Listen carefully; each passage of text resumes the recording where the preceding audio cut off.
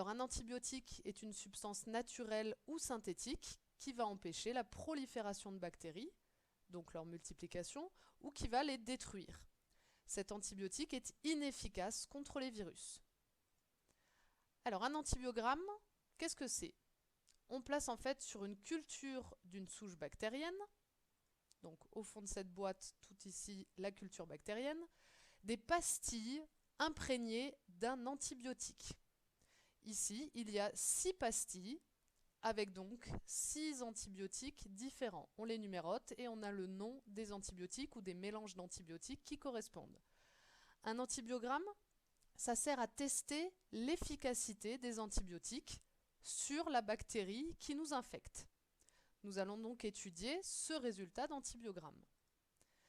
Quand on l'observe, on se rend compte qu'il y a des zones plus claires, voire transparentes, autour de cette pastille. Cette zone plus claire, tout autour de cette pastille, donc numéro 6, correspond à une zone où il n'y a plus de bactéries. Les bactéries ont été détruites par l'antibiotique. On retrouve une zone également autour de cette pastille, qui correspond à l'antibiotique numéro 5, et une zone autour de cette pastille, qui correspond donc à l'antibiotique numéro 3. Il y a donc 3 pastilles entourées de zones où les bactéries ont été détruites. Alors quel antibiotique faudra-t-il utiliser pour combattre cette bactérie? Bien, la réponse est simple, nous allons regarder celle où la zone est la plus importante. Donc, 3 antibiotiques semblent efficaces, 3 ne le sont pas, n'ont détruit aucune bactérie. Donc on élimine 1, 2 et 4. Il nous reste 3, 5 et 6.